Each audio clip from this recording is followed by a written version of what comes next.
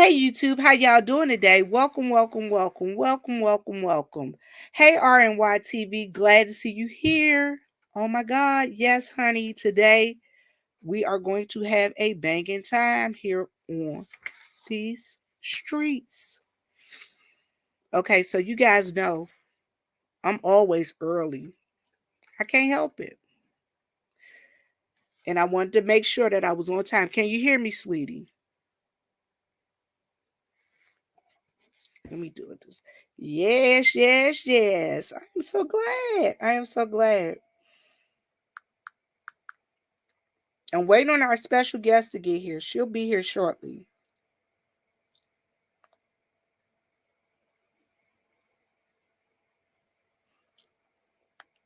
Y'all, I'm so excited about tonight. I am so excited about tonight. Because I know this is going to be a bang up show.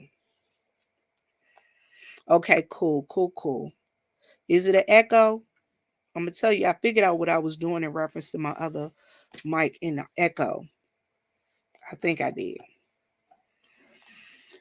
Well, look, while we wait on everybody to get here in the chat, I'm going to play my intro and let's see how it rolls. Y'all know I like my intro. And here we go.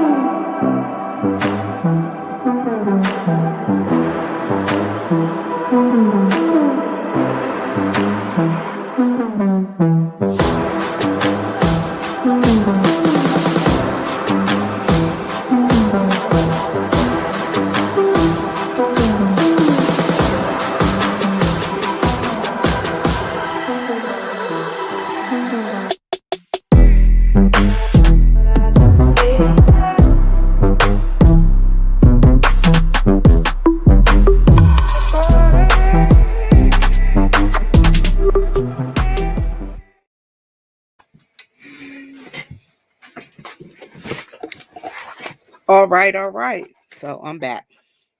So y'all listen, I'm going to cam up for a second because I'm going to tell y'all what happened to me today.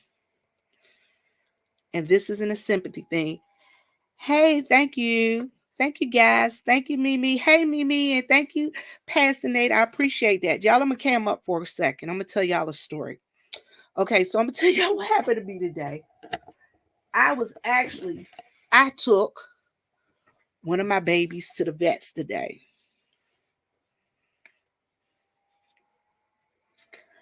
Y'all, the vet told me they were going to keep her all day. So they said, bring her in at 8 o'clock in the morning. I brought her in at 8 o'clock in the morning, y'all. Tell me why the vets decided they're going to call me at 10. Excuse me. And say, come get your dog. She's eating up the cage. Like, but you said she here for treatment. Why she got to eat up the cage? All right, you guys, our special guest is in the building. She needs no introduction. Hey, Stomp Down, how you doing, sweetheart? She needs no introduction. So tonight, I have brought a special guest on. We're going to be talking about survival 101. We're going to be talking about meal prep and food preservation and canning. I know some of y'all don't want to hear about it, but listen, it's something that we all need to know. And I'm going to bring her on up. I'm going to allow her to introduce herself. Hi, sweetie. How are you?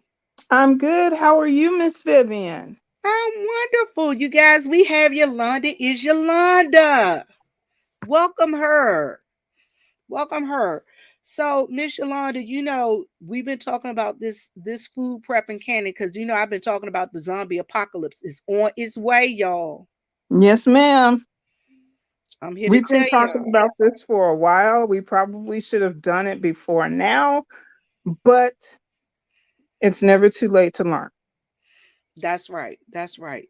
So tonight, you guys, we're going to be talking about food storage and food packing and food preservation. Okay, so Miss Yolanda, and I Yes, brought her ma'am. up here because she is the expert on this. You guys know I'm going to try and find you an expert that can tell you how to do this right. Miss Yolanda, what is food preservation and why do we need to know about it? There are many different methods to preserving food, and you want to do that, especially in times like ours now. We are being threatened with losing electricity, losing heat. But not only that, it could actually happen in your home one day. You could lose power at any time for any reason. So it's best to have some food in your house that you know is going to be safe. So that's why I started to dabble around in, trying to preserve food. You can do it by dehydration, you can do it by canning, you can, cold smoke, you can hot smoke. Those are some things that, as an amateur, which I think I am, I probably wouldn't do, but I can give you a little bit of information about it. What about freezing and root cellars? Have you Freezing, that's something I think most of us do. You can go to the grocery store. You can even, come home with your food already frozen, throw it in your freezer. And depending on what it is that you have, will depend on the length of time that you can keep it, as well as the settings on your freezer. I think a lot of people don't pay attention to the settings on the freezer. They just like stick it in there, but you want to adjust your freezer according to your temperature outside. For someone who lives in a warm climate, I would say you might want to always keep your refrigerator setting. If it goes by numbers, you should want to keep it on 5 during the colder times. During the warmer times, and I would say no less than 3. People who live in cold climates, when it's cold outside, you can keep it on 3. And when it's warm outside, you can keep it around 5 or 7. If you keep it too high, you might freeze your milk and your eggs and things that you really don't want frozen. But, like I said, some people don't pay attention to those things. Some freezers come with a high, medium, and low. So you go according to what it is that your pamphlet tells you as to what you want to keep it on. Root cellars, that was actually something that people did long, long, long time ago. I do remember because I'm a little bit older. One of my daycare providers actually had a root cellar, and it is below ground. Years ago, when people built houses, instead of having a full finished basement, it was still rock. So the temperature stayed pretty steady, usually somewhere between 40 and 55 degrees. So it was a good place for, after you canned your food, you could build shelves and you can store it down there, because it wasn't a whole big difference in temperature from winter, spring, fall, and summer. So it was a stable place to keep your food. Also, people would hunt in those days, and they would hunt, deer and rabbit and things like that. And they would dry out their meats in the sunshine over a period of, 2 or 3 days, and it would become leathery. So then once it got to be that point, they would take it inside and they would put it in curing salt, and they would store it in batches in their root cellars. So you is don't that see a kind of lot of like that what anymore. is that kind of But like dehydration when you take the meat and dry it out and cure it in the curing salt? yes, it's just an older method. Now we have dehydrators that you can actually plug into the socket. We're in modern times now.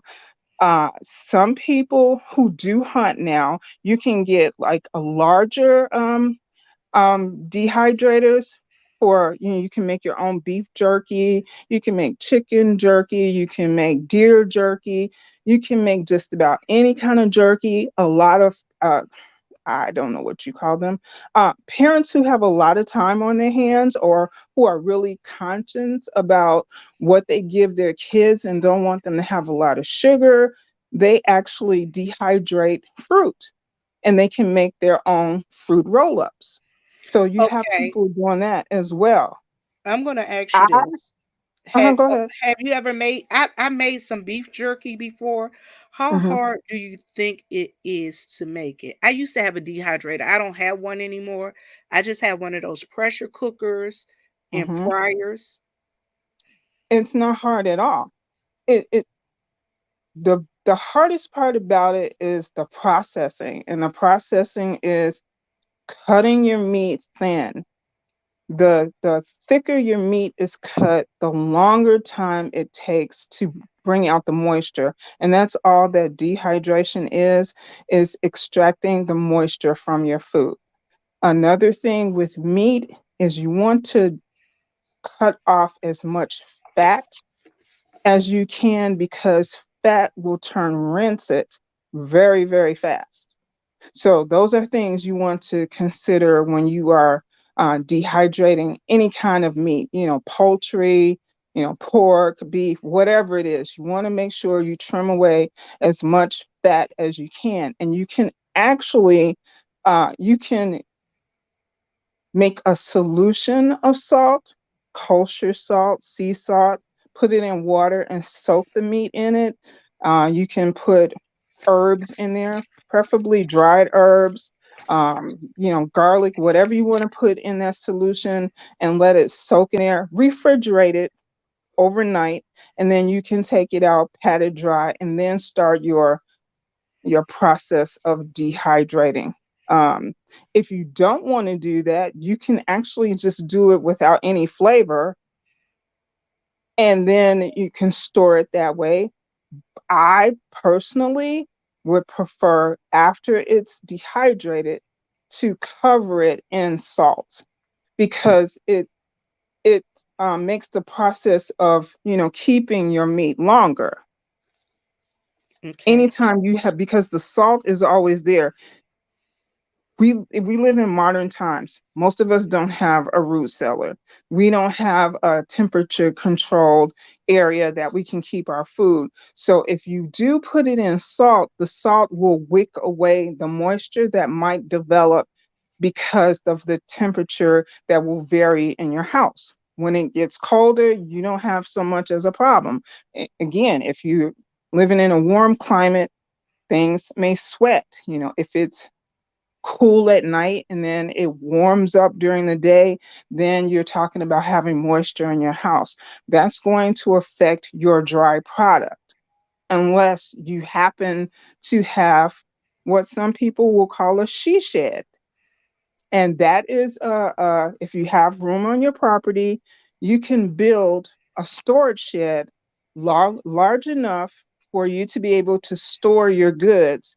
But in that, you want to make sure that you have electricity, because you want to be able to control the environment.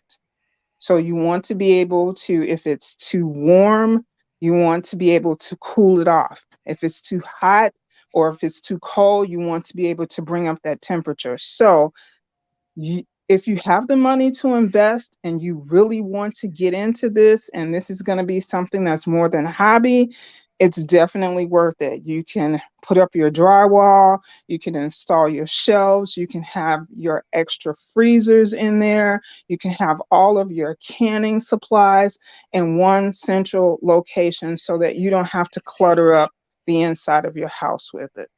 Well, hello, Teresa Miller, and thank you for becoming a new member, dear. I appreciate that. Now, I'm going to tell you, my aunt, I Hmm. always wondered why my uncle, um, off his kitchen, he built this room. Hmm. I was like, why is he building that room? And my aunt, then he put some shelves in there, and then he had like two freezers in there. Hmm.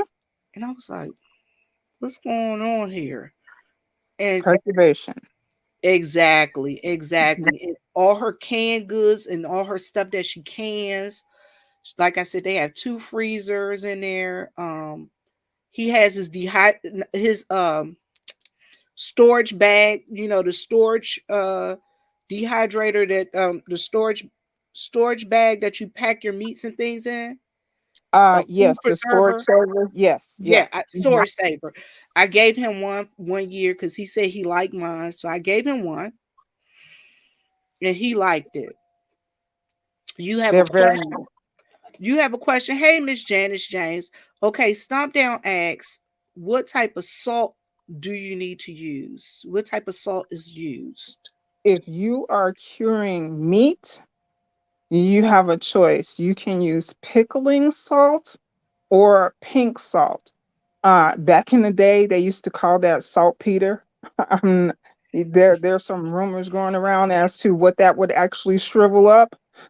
So yeah, most people nowadays they use pickling salt or they have a special salt and they call it canning salt or preserving salt, and it's usually a more coarse grain, and it's pretty salty. It's not something that you would like want to sprinkle on your potatoes after you cook them or anything like that. So Gotcha. yeah, yeah, Okay, yeah, I'm gonna want those. Now, like, all yeah. right, when doing a dehydration of meat and making a jerky, Mm-hmm. would you suggest, like, for instance, like I like making teriyaki jerky, beef jerky. Yeah. Would you suggest doing something like that and then packing it in a Mylar bags?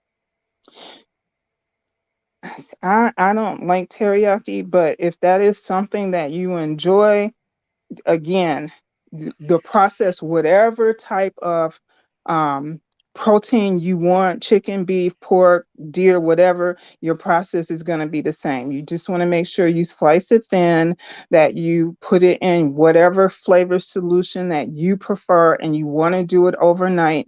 And then once you take it out of the liquid, you want to pat it as dry as you can, and your method that you choose is up to you. If you decide that you want to do it the way they did it back in the day and you live in a warm climate, you would and I know that this sounds really weird.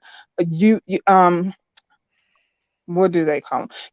Like when you're drying clothes out on the line and you can get the stands that go out, you Hmm. can actually drape a food grade plastic over those, and you can get the plastic clothespins and you actually pin up your meat to that, and you just let it sit out there. You cover it with um, uh, pure cotton cloth so that the bugs and stuff don't get to it overnight, and then when the sun comes up you're going to let it bake, and that's exactly what it's doing. It's baking and drying out that liquid per the sunlight, and you would have to do that over 24 to 72 hours depending on how thin it is. I prefer to dehydrate inside my house, which means that if I'm going to invest in dehydrating meat, I would like one that the hunters use, which is a bigger one. It's more, complex, where you actually layer it on trays and you let it go. And usually it's going to take between 12 and 24 hours. And there's another method. You can actually dehydrate the meat in your stove. You can set your stove, put it on a tray. You're going to have like your cookie sheet, but you want to have a wire rack on top of it, and you're going to place your meat in the strips on top of the wire rack. You're going to have the cookie sheet underneath to catch whatever juices may come from it. And you're going to set your oven to the lowest temperature that you can. Most ovens will go like to 150, 175, and you're going to leave it in there overnight. Okay. Depending on how modern your oven is, if you leave it in there overnight, let's say 12, 16 hours, in the morning, it should be dry enough. So if you want it so that it's not crispy, but it's slightly pliable, If you can just like bend it like a piece of cooked steak, you know it's not ready. You need to put it back in there. And I would suggest before you do this, you know, go to the library, get some books on preserving meat, whatever your preferred method is. Don't invest a lot of money because if you try it and you don't like it, now you have all the books and you have all this stuff, and what do you do with it? Donate it to Salvation Army. So don't invest that much in it unless you find out that this is something that you really like to do. So now you have three different ways that you can actually dehydrate your meat. Now, smoking meat, how hard is that? Do you ever use that method? Hello, Commandante Lou and Diamond Forever. Thank you guys for coming in. Thank everybody for coming in. So I this wouldn't. I am too much of an amateur. When you are talking about smoking meat, again, you have two methods you can do. You can cold smoke, which takes a lot longer. And again, you're talking about being in a controlled temperature environment because that meat cannot go below 32 degrees because you're going to freeze it. So then you're not going to get the effect that you want. And you really can't go above 50 degrees because now you're looking at a different problem. I personally would find it dangerous because if you don't know what you're doing, you're setting yourself up to, be poisoned. Um, all kinds of, mold can grow on it, all types of infection, because you're talking about something that was alive and that blood is still in that meat. I wouldn't do it. I don't trust myself. And yeah, I've been doing it, dabbling in it for, 10 or 15 years, but I don't even trust me to do it. I would not trust myself to, cold cure or, you know, cure by heat.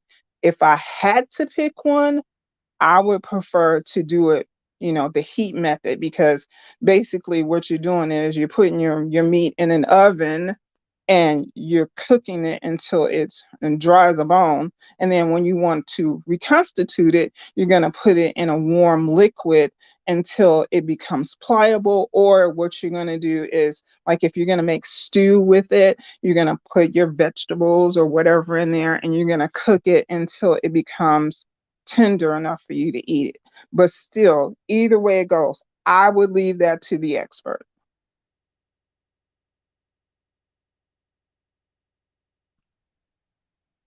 I can't hear you, Miss Vivian. I'm sorry. I'm sorry. I had put myself on mute. Okay, Oh, so you talked about dehydrating fruits and vegetables. yeah, that it's How important. how You long do want you how long do you think they'll last? depends on what it is that you are doing. Now, I want to make something very, very clear right now. If you're talking about canning, I would never, ever can anything with onions. Botulism is a real thing. Onions, anything in the nightshade family, you carry the risk of botulism. So even let's say if you wanted to can chicken and dumplings, and I'm just giving you this because it's right off the dome, and but we'll get back to what you said. Don't put onions in it. If you're going to preserve onions, your two best methods for that, and I would include garlic in there, shallots, I would include all of those things in there. You want to either dehydrate them or you want to freeze them. If you dehydrate them, you can later on put them in your food processor and you can turn them into a mince, product, which is, kind of finely diced, or you can take it all the way down to putting it in a coffee grinder and grind them into a powder. And then you'll have your own homemade onion powder, your own homemade garlic powder. You can Do your own cayenne pepper, or if you wanted to do jalapeno pepper, you can make your own spices like that, your own herbs like that. And I prefer using uh, a dehydrator for those. But yeah, never, ever, ever can onions. When it comes to fruit, I prefer the dehydrator. You can dehydrate um, lemons, limes, oranges, apples, berries. They're a little bit more difficult because it takes them longer. And I'm thinking like raspberries, blackberries, because you're gonna want to do those whole, because trying to cut them up, that would just wind up being a mess. But if you're going to dehydrate like strawberries or um, mango, pineapple, those are really, really easy. And again, you can also do those in the oven. What you would do is line your cookie sheet with parchment paper, and you make sure that you put them at least a half an inch apart, and you're going to do that slow bake if you don't have a dehydrator. So those are really easy to do. As far as you can dehydrate any vegetable, and once they're all dry, then you can make a mix. You can, like, you for if you're going to make your soup, if you want your carrots and your green beans and your green peas, or whatever mix that you're going to use, you can put that together. If you decide that you're going to make like a broccoli cauliflower soup, then you can dehydrate your broccoli and your cauliflower. And if you want to take your spices, whatever you're going to have, you can put those in the individual little packages and put that in one big Ziploc bag. That way, all you got to do is grab it and go. You basically just need your water and your cream or your milk, or whatever little extras you want to put in there. So you have a lot of leeway when it comes to that. Okay. I like to welcome Sunlight Sprite for coming into the chat. Thank you for coming in. And tonight again we have Miss Yolanda, and she's talking to us tonight about preserve food preservation. And all right, so you just said don't really want to can anything with onions and garlic and shallots, right? No, Um, botulism, and you can't see it, so you're not really gonna know. It's not gonna give you any particular odor if somehow um, your product is contaminated with botulism. That's why it's just a known thing that you don't can onions. You dehydrate them because the risk is too great, because you can't see it, you can't taste it. okay. Sometimes you might get to the hospital and it's too late, because first of all, they're not going to really know, because you're not going to say, oh, wait a minute, I canned my onions. That's not something that's even going to come to your mind. So it's just a big no, don't do that. Um, Got you. Got I you. Now, when it comes to canning, there's something that I would never can. I would never can potatoes. You're going to wind up with a big sloppy mess, because They look like they look like they might be messy. it is. It's just gonna be a bunch of little particles swimming around in water. So you just don't do that. Now, I did find a trick to freezing potatoes. I make my own French fries. And freezing potatoes is not that easy, because a lot of times when you freeze potatoes and then you go to cook them again, it's mush. So, if you want to dehydrate potatoes, you can definitely do that. You can make your own instant mashed potatoes. But the trick that I found to freezing potatoes is that I parboiled them. Then I cut them into, whatever size French fries that I want to make. If it's thin or steak potatoes or whatever, I put whatever season that I want to put on them. Again, those cookie sheets come in handy. Line them with parchment paper. Lightly spray the paper before you put the potatoes down, and then you slightly spray the top of them, and then you freeze them until they're frozen solid. Then you take them out and you put them in your quart size, because usually Unless you have a huge family, you don't really need a gallon size bag of, you know, frozen french fries. So I use a quart size bag, put them in. They're individually frozen so that they don't stick together and they don't clump up. And then when you're ready, you heat your oil just like you would to fry french fries that you got from the grocery store. And you put them in the oil, and once they, are golden, you take them out and they're just like, frozen fries that you get from the store. Now, you guys, I know you guys see I keep looking down. Hey, Heavy Bear. I know you guys see I keep looking down. Y'all see this? Y'all see this? I'm making my notes, y'all. I'm writing my notes down. Because this is some good information that she giving out, y'all. This information that we need. Now, let's talk about all of that turkey that they had at Thanksgiving that people still trying to eat. Mhm. Mhm. Because What it's are you coming gonna up. do? It's coming up Christmas. They got the turkey and the ham. They're gonna cook again. Let's Yeah. tell them some things that they might want to do with Christmas coming up to preserve. When they make this 17, 20, 35 pound turkey, this 25, 30 pound ham. What is it that we need to do in reference to that meat after Thanksgiving? Because I don't want nobody eating that meat 6 days down the road and then and pulling out their refrigerator and now everybody's sick in the family. Yes, I don't blame you.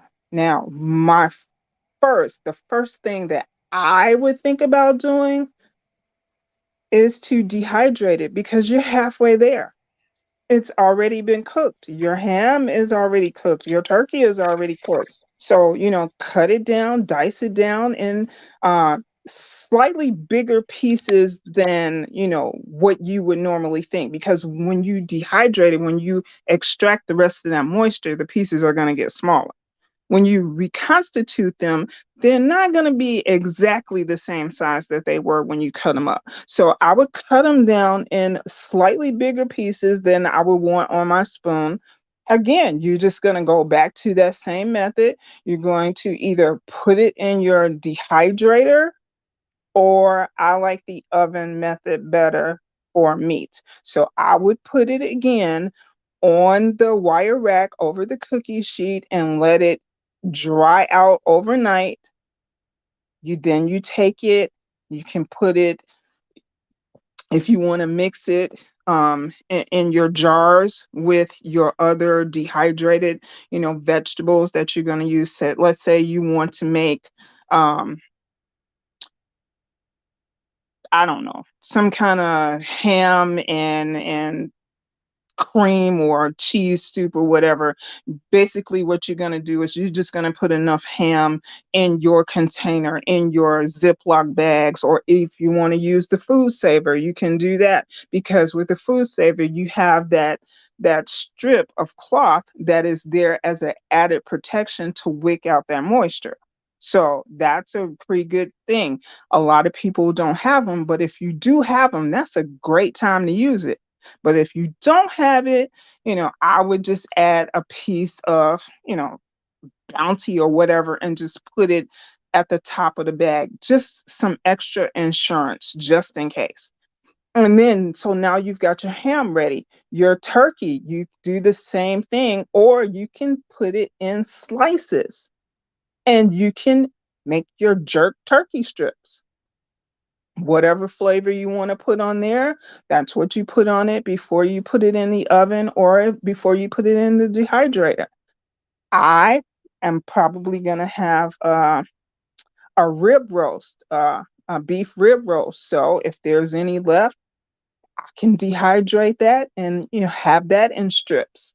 And instead of it being like a teriyaki, it's already seasoned. It's already got, my season that I had on there. So all I have to do is dry it out and then put it in the Ziploc bags and we're ready to go. Cause like I said, you're halfway there. You've done the hard work already. It's already seasoned and it's cooked. So you just need to dry it out a little bit more. Take yourself off mute. Thank you, dear. Okay, Yeah. so first, um, Shelly stated that, you're giving out some great info, and you are. You really are. And I really appreciate you for coming on here with me tonight so we can tell the folks about this stuff. Tipsy Kitty says that she think air fryers also dehydrate. There are some air fryers that do dehydrate that you can use as a Mhm. dehydrator. If Just you be use careful. right, it says if using an air fryer oven, use dehydrate setting and dehydrate at 130 degrees Fahrenheit for 4 hours. Yes. And you have to make that distinction for people because sometimes the first thing you think of when you air fryer is the little cylinder looking thing that goes on your counter. That is not the kind of air fryer that you need to use for dehydration. You actually need one that looks more like a toaster oven where you have the trays inside. So that's one of the reasons why I did not mention that because again, some people don't know that there's a difference. There's a difference between the what is it, the Nouveau and I don't know the Walmart brand. Like I say, the little cylinder looking thing that sits on the counter. So you got to be when you're telling somebody something, you really gotta just act like they don't know.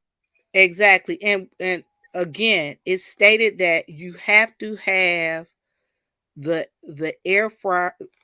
The air fryer has if it has a dehydration setting on it, Right. then you can use it. If It it has to have doesn't, don't use it. right. It has to have the dehydration setting on it because everyone don't because I know my one from Walmart, that cylinder looking thing, you're right. Mm-hmm. It does not have a dehydration setting on it. Right. And you will But burn your stuff before you dehydrate anything. And it won't come out even. I mean, some of them, even the cylinder ones, some have like the fan that's on top. Some have the fans that's underneath. So every air fryer is not the same. So if you're considering using one for dehydration, you might want to check before you buy it to see exactly what it does because I don't want somebody screaming at me saying, "You told me I could use my air fryer," and then you wind up with your kitchen smoked out and you're on fire with me because you had to call a fire department. No. Mm-mm. so you heard it here. Vivian and Yolanda both said if you want to dehydrate in your air fryer, make sure there is a dehydration button on there. And read your directions because like she said, every dehydrator don't work the same. And No. it takes longer for certain things to Yes, to it do. does. Yeah, right. Different air fryers have different wattages, just like microwaves have difference. You can get some that are 1100, some 750, some 1500. Your air fryer is going to be the same. So my air fryer may take 3 hours and yours may take 8 hours, but you're not going to know. Reading is fundamental. It really is. You need to read your information before you start. That was the one thing I say, no matter what you're doing. When it comes to preserving food, always read your information. Go to the library, whatever device you're using, make sure you read that pamphlet from cover to cover to make sure you know what you're dealing with so that you can kill someone with food. And you don't want to do that. You don't want to make yourself sick. You don't want to make your guests sick. And you can avoid that by simply reading. We're Okay. all in a hurry to get stuff done, but we don't want to take the time. If you're not going to take the time to read and make sure you know what you're doing, don't do it. Just go buy it. I'd rather for you to just go buy it than for you to become sick. I just got a cash app. Thank you, Pastor J. My YouTube husband states he got the wrong show. So I know he likes to do this green bean casserole. That it looked really good too. I must say, it really did. He likes to do this green bean casserole.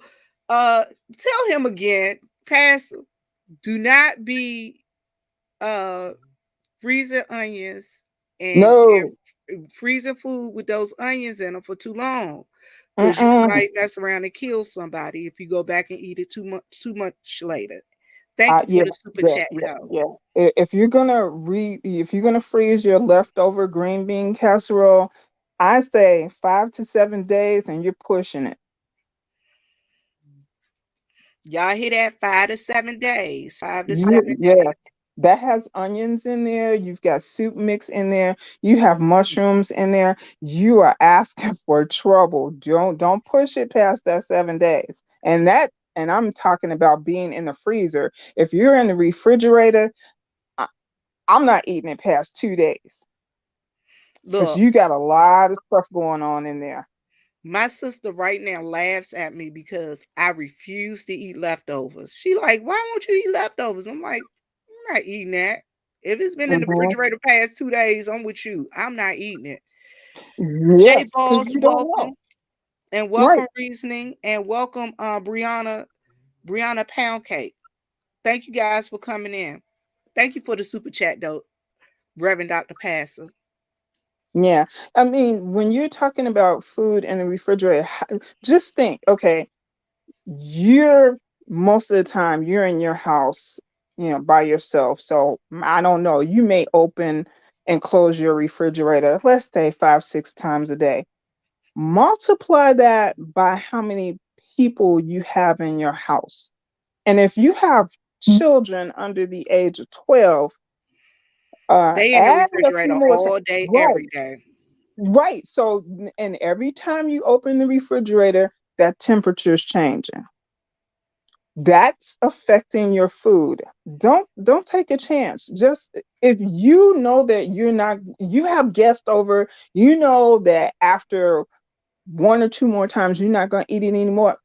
Look, tell everybody, bring your to-go container, pack it up, let them take it home. At least you didn't have to throw it in the garbage, and you didn't have to worry about getting sick. It's not worth it. Reasoning. Okay, she said the thing with onions, she said with the onions, you got to be careful because of botulism. Right. So that's what she was saying about freezing it, cooking with the onions and you said canning the onions, right? Right, What, right. Do what about not freezing never. it?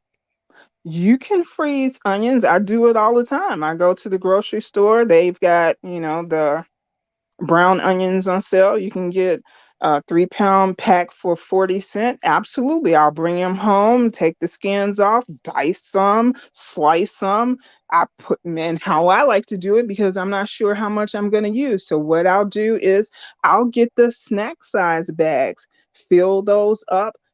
Once I have enough that will go in a quart size bag, then I will take two full quart size bags and put them inside of a gallon bag. I'm going to make sure that I'm protected.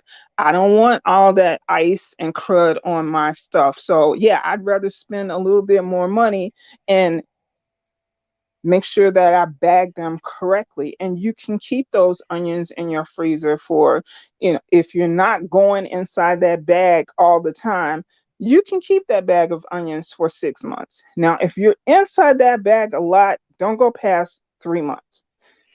If you think you're going to do that, I'd rather see you dehydrate them. If you dehydrate them, some stuff they say you can keep indefinitely. I'm not an indefinite person. I'm not going to go past, a year on that. And I'm really might start looking at it funny after 9 months. Now, how often do you rotate your things out? Oh man. Uh Even when every time I go to the grocery store, if I buy, let's say I have canned corn on the shelf, when I get home and I bought two more cans of corn, whatever was in the back, I'm pulling that forward. I'm constantly rotating. That's what you need to do. Some people come home from the store and they just add it to the cupboard, and then you go to get some one day and it's dated for, I don't know, 1933. So you need to rotate your cans all the time. Everything that you have, rotate your rice, rotate your, your whatever it is, your box macaroni. Constantly, you need to bring that stuff from the back forward. Rotate your cans of tuna. Not only that, when you go to the grocery store, don't be in such a hurry that you just grab something off the shelf. Don't get the first box you see. You reach back there in the box, because I guarantee you, when they're stuck, when the person at the grocery store, they're stocking those shelves, they know that they're supposed to put what's going to expire first in the front, because that's what they want you to take. They don't want to have to throw it away. I Okay. am not, I do not take stuff in the front. I go in the back. I want to get what's going to be dated, if it can be 5 years from now. That's what I'm looking for. And I'm going to do the same thing in my house. If I, like, let's go back to the onions. I got a bag of onions. I processed them for the freezer, and I got those last week. Well, let's say, January comes and they've got those, bags of onions on sale. Instead of 40 cents, they're 15 cents for a bag.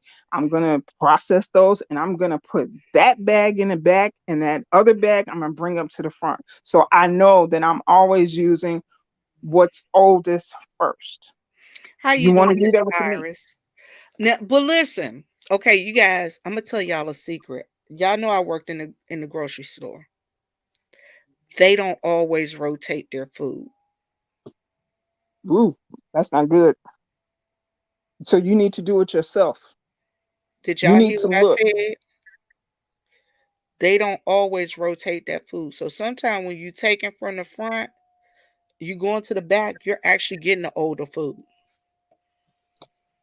Look at the dates. Please look at the dates on your food, you guys. I I beg of you. Mm-hmm. The other thing I'm going to ask you guys to do before you use those canned goods, please wipe them down. Oh, you better believe it. And Use soap and water. yes, and I'm going to tell you why. Um, there are critters and creatures that are crawling through those um, shelves Yes, ma'am. in those warehouses. Yes, yes. I've actually been in Walmart a few years ago, and I saw a long-tailed critter with four paws running through. And yeah, so you never know, when that store closes up at night and everything is quiet, little creatures come out to eat. And they also have to go potty. Exactly. And they potty on the top of your canned goods. So yeah. Absolutely. And that again, that's why when you're buying something that's in a box or in a plastic bag, let's go back to rice. Check that bag. You may get home and say, "Oh man, I stuck my fingernail through the bag," and it wasn't your fingernail that tore that bag. But you don't realize that until you get home. Take your time doing your grocery shopping. Smell your chicken. Smell the outside of that container. There have been people who've come home with rotten chicken. I'm not one for buying the old quick sale, especially when it comes to meat, because they rip the labels off of that and you don't know how long it's been there. You think you're getting a good deal, only to find out you put your hand and you run it across that meat and it's like you're sliding across ice because you got all this sticky gook on there. I don't know how many people shop at Walmart, but there was a video showing what they do with the Walmart meat, Mm, I don't even think I want to know. how they change those dates and stuff. Mm-mm-mm. No, no, I'm a stickler for that. If I'm gonna buy ground meat, I'm going to buy it from a store. One of the stores that I go to, they fresh grind their meat every Tuesday and Thursday, and you can stand there and watch the butchers grind the meat. And I wait for them to bring my packages to me. I'm not buying any ground meat in some rolled up plastic cylinder looking thing. I don't want any of that. And ground pork, I'm not buying that from anybody. Now, in reference to the meat department here, only reason I buy my meat from where I buy it is because I know the butcher dude. I know the dude Hmm. that worked back there. Hmm. That's important. Get to Not the know dude, the not the person. dude with the, look, not the dude with the cancer in his mouth, but the other Mhm. dude. Develop a relationship with your butcher. Look, you get to know them. They will tell you, no, I don't think you then wait for the next one to come in. I can go to my store right now and say, I want a piece of salmon, and you see it in the counter, and they're like, no, wait a minute, let me go in the back and get this for you, and they'll bring you the whole fillet and like how many you want off of here. When you develop a relationship with people where you get your food, you can get a much better product. They will cut your meat how you want it cut, and they won't add on because some places they charge you a processing fee for that. Or Hmm. better still, if you can afford to, and I know it's a lot of money, but if you and a couple family members or friends can go in together and get a half a steer or get a quarter, and you can get it processed how you want, and it, you're getting better meat. Especially if you know the farmer. I'm blessed that I live in an area where there's lots of farmland, and I can go out there and look at the steer before they kill it. Okay, so I like what Stomp Down says, and always put they always put seasoning all over the reduced price for quick meat sales. You know what? Yeah, cover up that flavor. I am not buying that meat that say it's already pre-seasoned and we got deep. I don't want that because I don't know how they washed it. They didn't wash it. That's the point. You know what they say? They said you're not supposed to wash your poultry.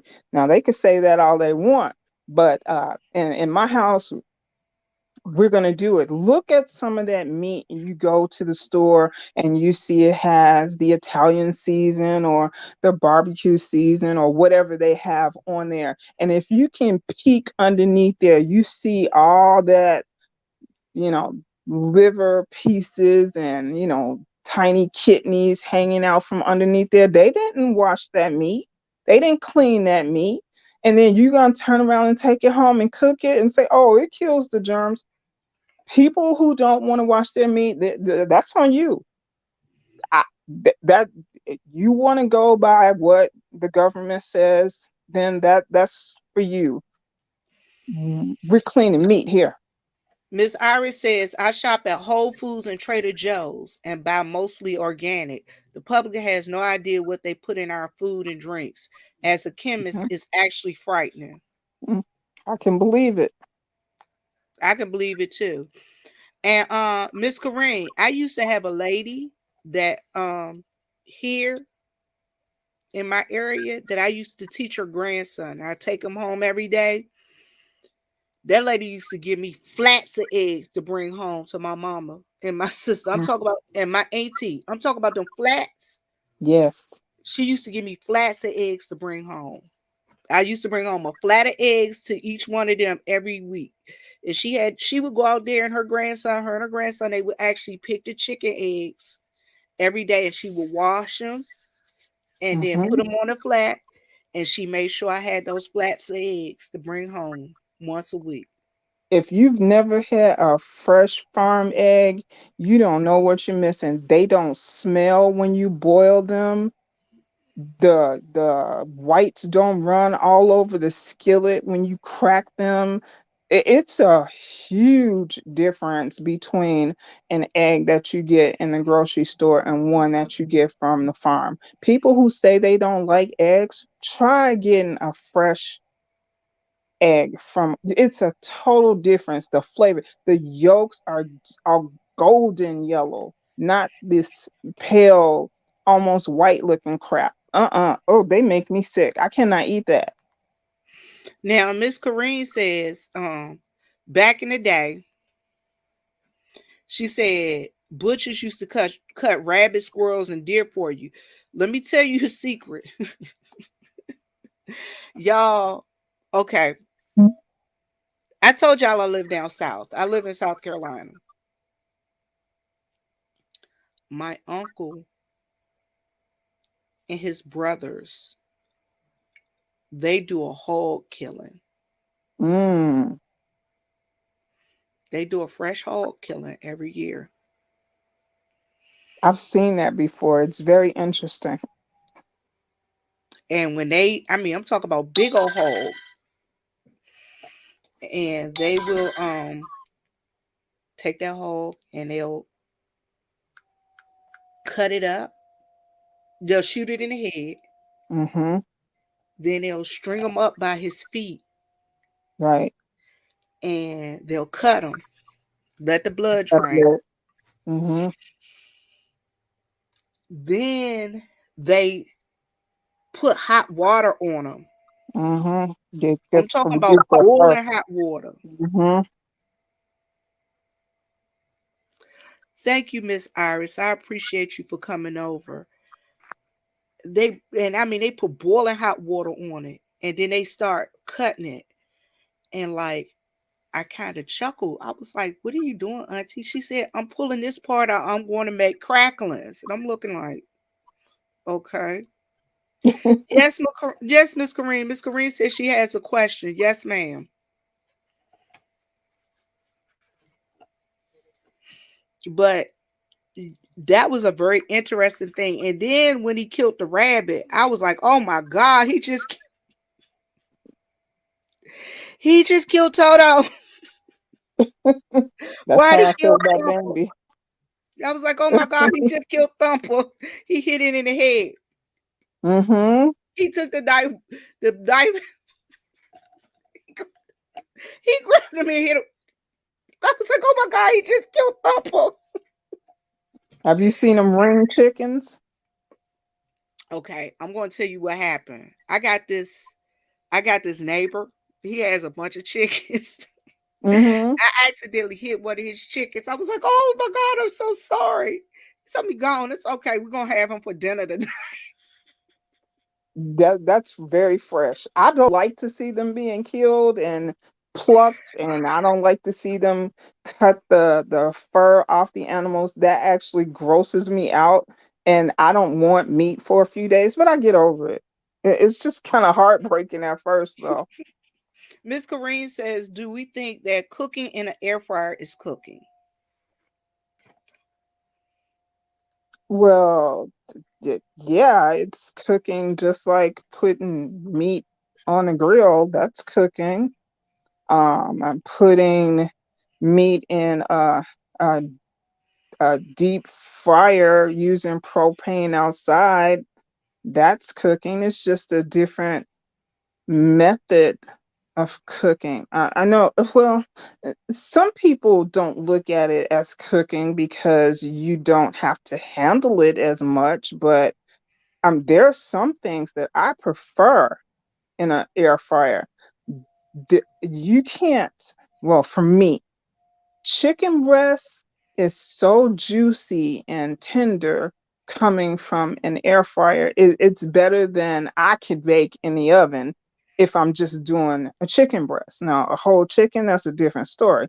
But just to have chicken breasts, I prefer them in the air fryer. If I am making uh, salmon fillets, if they're thicker salmon fillets, Hmm. I prefer them in an air fryer because they're more juicy and flaky to me.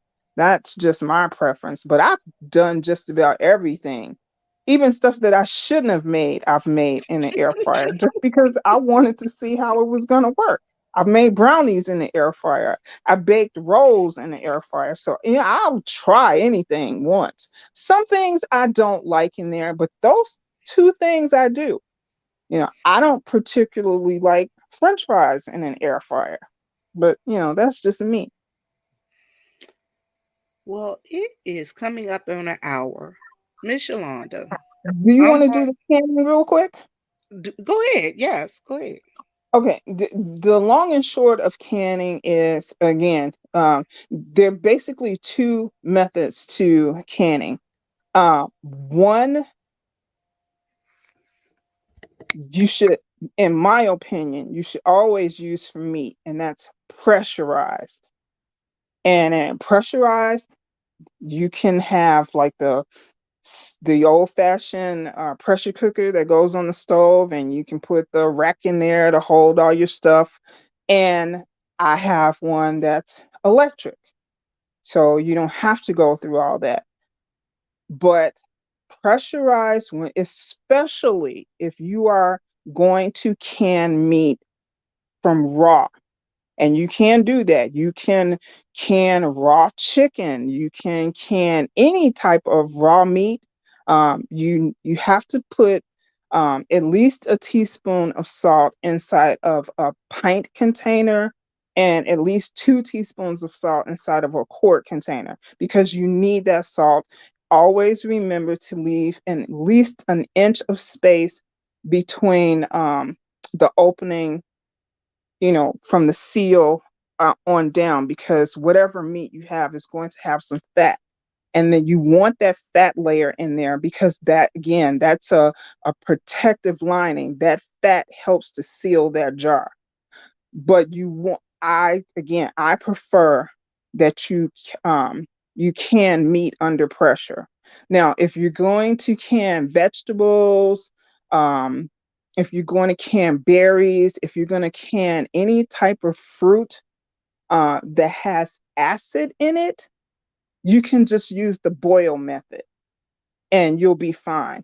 If you're going to can fruit that is has less acidity, and you're not going to add citric acid, or you're not going to add lemon juice, I would also can that under pressure. If you're doing it without pressure, you just want to make sure that you sterilize your jars.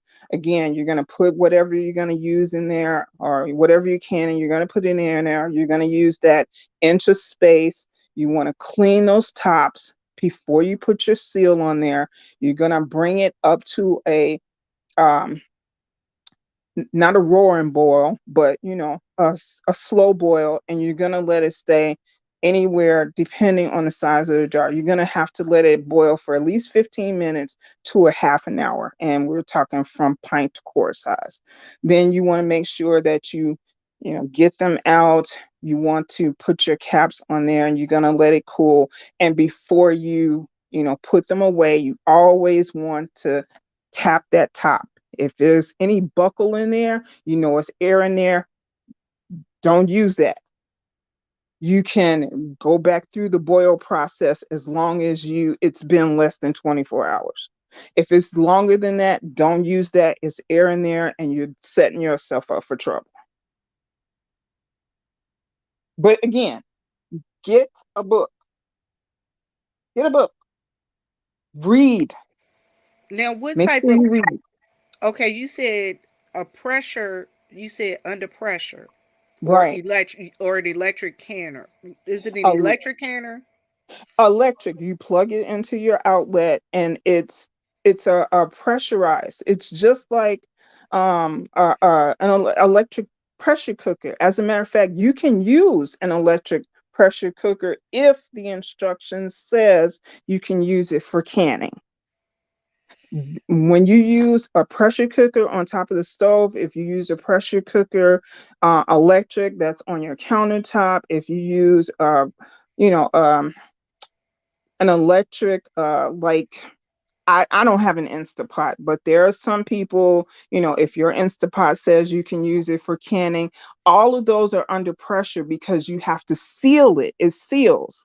And then when your cook time is over, you have to release the seal to let the pressure out. That is all pressurized cooking. The boil method, it's like putting a large pot on the stove with water in there, and you're just covering it, but it's no pressure. You're just boiling. So those are the two methods that you can use for canning, but I would never can meat that is not pressurized. I have a question. Hmm. Okay. So, can you reuse your jars and your lids and stuff after you've used them? Or should you reuse them after you've used them? You can use your jars over and over and over again, but you have to check them for any defects. You want to check them for any cracks, any chipping, anything that looks like it might have been injured, then, get rid of that. Use it as a, I don't know, a drinking cup if you feel safe with it. But as long as it's in good condition, you can use that. The screw-ons, as long as there's no, deformity to it, you can reuse that. Now the seal, you always use a new seal. The seal is the one, the round ring that has the rubber on the edges. Never reuse those. Never ever, because it's never going to seal like it did the first time. So you always, always, always use a new ring. I would, because Okay. that's what's gonna seal that the jar. It's not the ring that you twist on there. That's not what's sealing it. It's that rubberized lid. That is what seals your food inside of the jar. Mm. Okay. Okay. You know what? Hmm. Because I always thought that you couldn't reuse the little rings either. If they're not defective, you can use them. You just want to make sure there's no defect, there's no dent, it's not pushed out. Like sometimes, even with, let's say you buy pickles at the store and you cannot get that top off and you bang it on the counter, or you use your the side of your manual can opener just to get some air underneath there. If you've done anything like that, then you cannot use the ring again. But if there's no damage to it, it's in good shape, it's not bent, it's not out of shape, then you can use it, because, like I said, it's the lid that's actually sealing your ingredients inside of the jar. Okay. I'm going to try that. I'm going to try it. Absolutely. You have any questions, you know how to find me. Yes, ma'am. I'm telling y'all gonna be like looking at me one day. Y'all gonna be like, "What she doing?" Because I had this lady from church that bring canned she cans pickles, Hmm. cucumbers. She does the gherkin cucumbers, and she brought some of those to church one day. I was like, "These are delicious, Good lady." recipe for them. I like cold cured pickles, and there's a recipe. It's what the heck is it? What is that spicy tomato drink? V8. Yeah, Bloody Mary. It's a Mm, recipe. It's called Bloody Mary pickles. But they're cold cured. So you put all your ingredients in there, minus the alcohol. And you can put your celery, whatever, little ingredients in there. If you want them, spicy, you can put whatever kind of spicy pepper you want in there. You mix your ingredients, you put them, in the canning jars, put the lid on there, and it doesn't have to be sealed because they're going in the refrigerator, and the cucumber stays crisp and crunchy. So you want to make sure that anytime after 3 days, all the flavor, all the salt and everything should have gotten inside of the pickle. So you can start eating them anytime after 3 days, and they're good for, a couple months. you done messed around and told me some Bloody Mary pickles.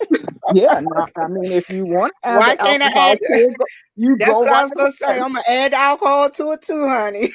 Absolutely. And because, yeah, go ahead. Now, I would be kind of leery of the whole onion thing. I don't think I would go that far, but Yeah, absolutely. What you put your ingredients in there. You can put some olives in there, whatever you want. If you want to add a little splash of vodka or whatever, put it in there. That's on you.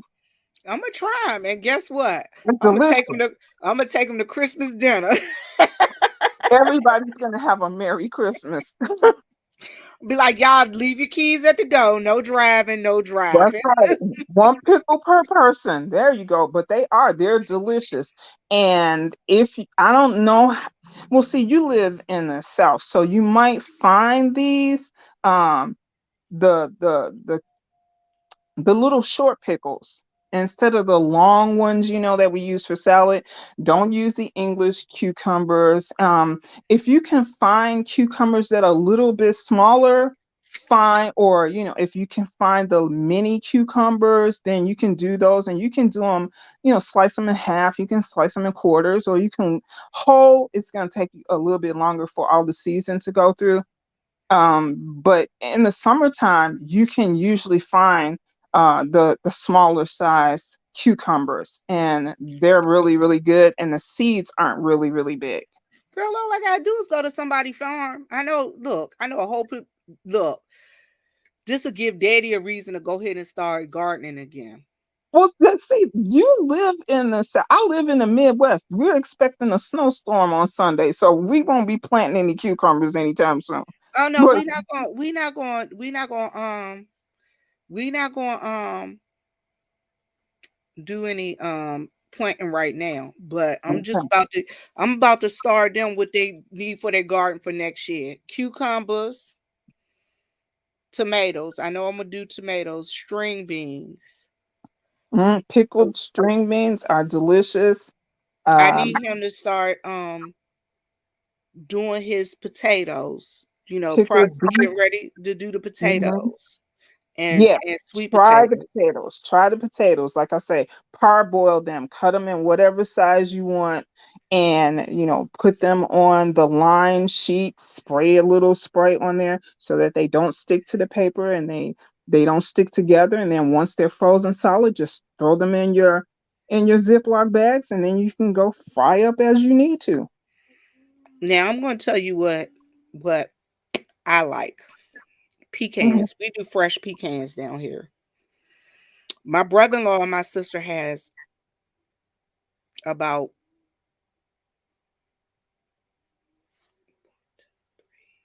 maybe about 6 pecan trees in their yard. I have one. Mhm. Okay. And so we're picking up pecans from now to eternity. Yay.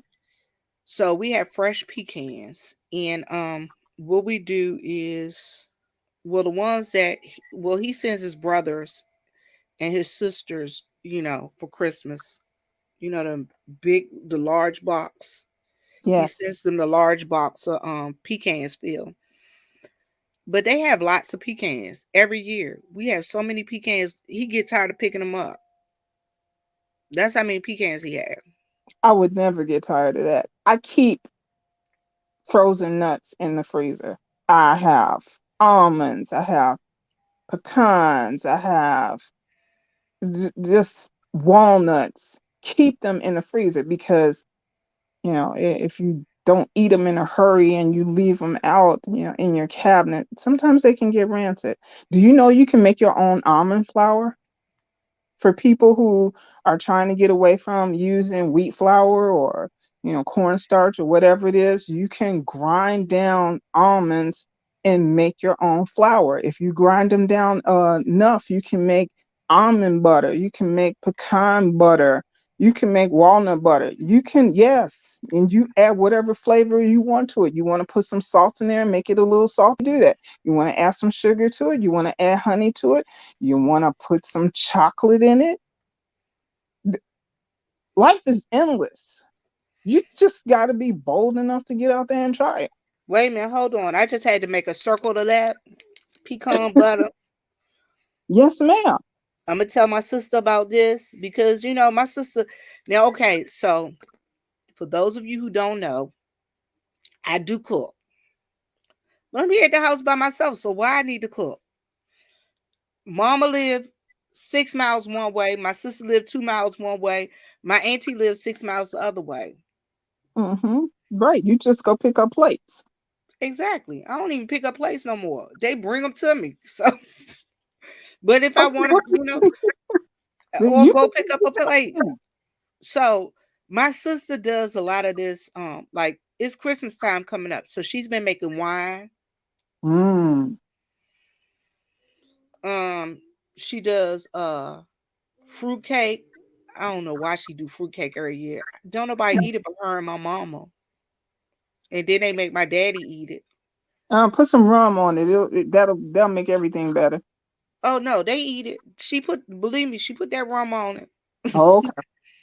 um, so she's the cook, Mm-hmm. and so she likes to try new things. So I'm gonna tell her let's do some pecan butter. Absolutely. I'm gonna tell her let's make some Absolutely. pecan butter because I think I would like pecan butter and molasses. Mm-hmm. Yeah, fix it. I mean, you add whatever spices to it that you might think that you like. If you want to try some with cinnamon in there, if you want Mm-mm. to, yeah, Pecan butter and molasses, that sounds delicious.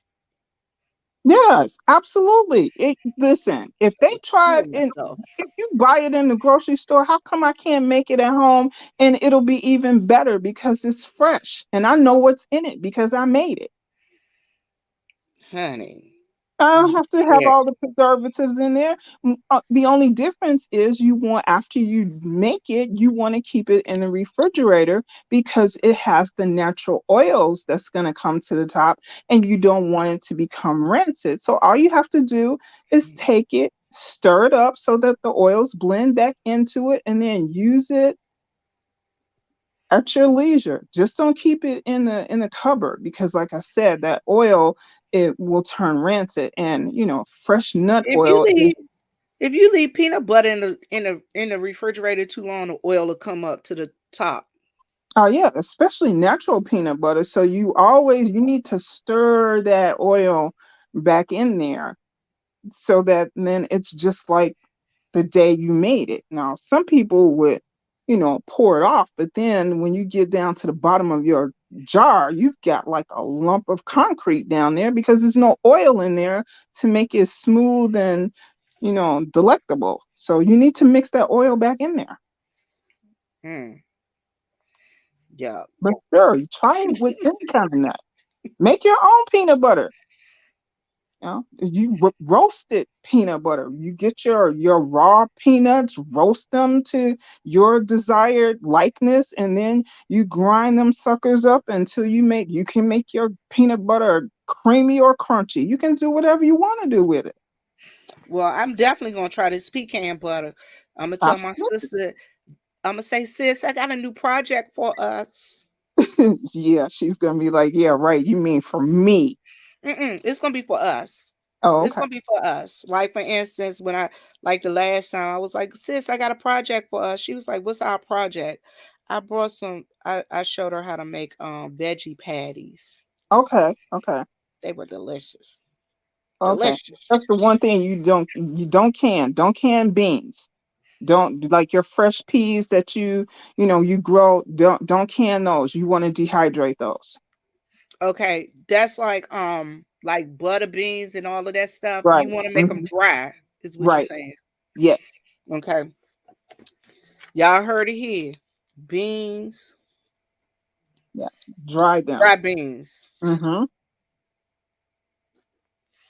Now, how should we be storing these things? Shouldn't when they do the beans and Right. should they put them Anything. in jars No. also? Anything that you dehydrate, put those in the.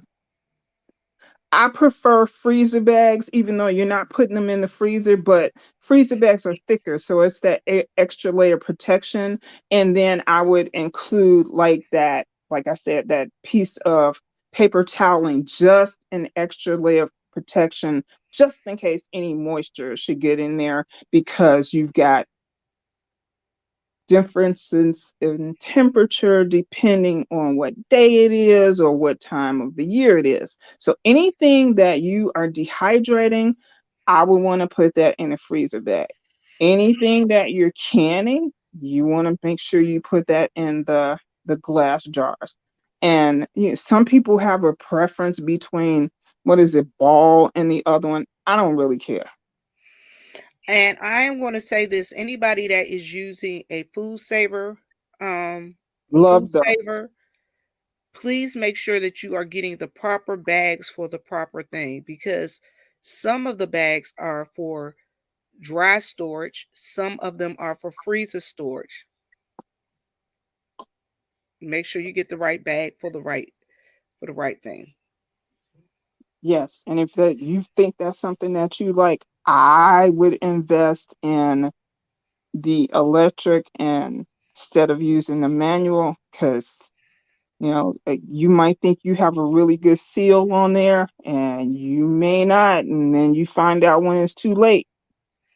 That's not good. You dehydrate your bananas, dehydrate your strawberry.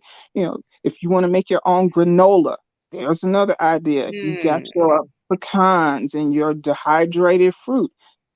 Hey, you got it dehydrated, you got your nuts, you throw that stuff in a bag, it's stable. And I am going to tell you guys this. Please, again, as we stated, if you are trying to dehydrate with the air fryer, please make sure there is a dehydration setting on the air fryer or on your any, if you're whatever machine you're using, make sure it has the dehydration setting on it. And please read the instructions to make sure that you're following their instructions, because everyone don't work the same. Yes, everyone is different. And if you decide that you're going to try any of this, I would start at the library.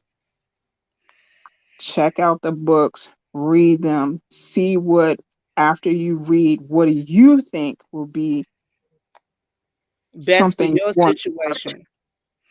Right. I think that dehydrating is the easiest thing you can do. So I would start with something simple. If you decide that you like how that went, then go to canning and do, the water boil. You're doing something that's most likely not going to cause you any damage. And then if that was okay, then you go to the pressurized method, because now you're going to have to invest some money. If you don't have a pressure cooker at home, then you're going to have to buy one. Then you're going to have to decide what kind you want. Do you want one for on top of the stove, or do you want one that's electric? So the further you go into it, you're going to have to put some money into it. I mean, the jars, you can get those at Amazon. You can get the pressure cooker, either kind you want. You can do that at Amazon too. Sometimes, and I don't know what your individual areas are, but say we have a lot of farmers and hunters in my area. So we have a store called Fleet Farm where you can go and buy your guns, you can buy your pressure cookers, you can buy your jars and lids and all that wonderful stuff. You can buy salt licks for the horses. So that stuff is there and it's available. And at the start of spring, usually all that stuff is on sale because people aren't really thinking about it. You just got done with winter. You probably got so many jars you don't know what to do with them. You just want to throw them in the garage somewhere. So that stuff is on sale, and all you're thinking about is, I can't wait for the end of spring, beginning of summer, so I can start planting. So now those stores are trying to get rid of that stuff, so you can get a pretty good deal. Again, you can go to the thrift store. If you're going to buy those jars, though, you just make sure that you're looking very, very well to make sure that there's no damage, and get the lids new no matter what you do. You do not use old lids. But This definitely try those pickles and let me know how you like them. I will definitely do that. This young lady is named Yolanda. Is Yolanda? That's her name, and she's one of my mods. And she, look, you guys, she's always in here when we talk about this. Be talking about prepping and things of that nature. and she has a wealth of knowledge. And I really appreciate her coming on this evening because guess what? We're gonna have to do this again, honey. I'm ready when you are. We're gonna Thanks have to do this for having again. me. And I need you to do me a favor. I need you Yeah, to email me your cash app because I want to bless you for coming on and blessing all of us. I appreciate you. I really and truly do. I You appreciate guys, you too. you guys, I'm telling y'all, this has been a wealth of knowledge. Yeah, okay, so for those of you who don't know, I'm I'm I'm not moving out of the beef sector, but I'm moving away from the beef sector. It's some stuff that we need to get together here, and we need to let these folks know what's going on with some of this stuff. This is some good content that folk need to know. They need to know that don't eat that turkey for out of the refrigerator for the next 6 or 7 days Yes, after ma'am. Christmas. Come on, y'all. You can do something Yes, else with ma'am. that turkey and that ham and stuff.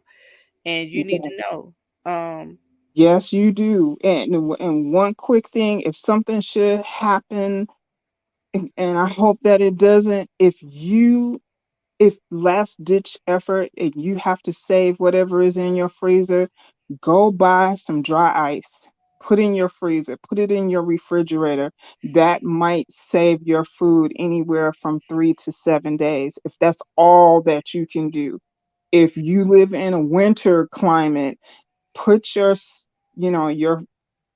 food in um a picnic cooler and put it outside and bury it in the snow. Just make sure that it's secure so little critters can't get to it. But I mean, we are coming to some times where you might have to do that. And like we've been talking with Stump Down about, if you haven't gotten a freezer yet, any kind, if you can't get it upright, if you can get a small chest freezer, enough to put food in for your family to last for 2 or 3 weeks. Do that because we don't know what's going to happen. If you have a charcoal grill, buy some extra bags of charcoal. You Mhm. don't know how you might have to cook your food. Look at all of those people down there in Texas. All of them people in Texas, their lights were out and things of that nature, and they had to figure out what they were going to do. And what were they in there doing? People, you need to start thinking ahead. Stop putting all your money in the bank when you get paid and you have direct deposit. If you can't do anything but snatch $20 out of there and put it between your mattress, you better do something because it may come to that. You need to put your hands on a dollar. I was telling a friend of mine, start checking the CDC websites and the government websites. Do you know that there's a shortage on prescription medicine? There are some Listen, medications that they don't have in stock and they're making substitutions. People don't know this because we're too busy on YouTube talking trash about each other. You better start paying attention to what's going on out here. well, I'm going to tell you this. You know that remember at the beginning of this new virus and things of that nature, Hmm. there was a shortage on canning jars and things of that nature. Y'all better go ahead and start buying that stuff now. Please save yourself, save your family. You might have to save some of your neighbors, and stock up on your ammo. We had a truck up here 2 months ago, tractor trailer truck full of ammo. For some reason, it caught on fire in the middle of the highway. Tell me that was not by accident. That was by design. People wake up. Now you see what Commandante Lou said. He said you can get a chest freezer for under $200, and it'll That fit 10 turkeys or hams easy.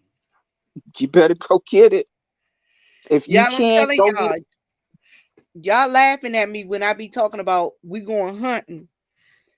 But I've convinced my friend and her husband to spend the night because the deer are not running during the day because the people next door in the cabin next door to me, they're acting. it.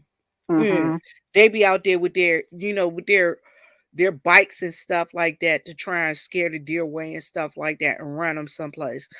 But I told my friend, I've convinced them to come on and spend the night so we can go ahead and get our deal. Do what you have to do. I appreciate your time. I appreciate the audience. Hopefully, everybody could take away a little bit of information. If anybody has any questions, you see me in somebody's chat, ask me a question. If the host doesn't mind, I don't mind answering. Y'all, Yolanda is Yolanda. She has a wealth of knowledge. That's why I wanted her to come up here and, and talk to us about this because we've been talking about this for a minute. And you know what, sis, I appreciate you. Because look, hold on. See my paper full on two sides.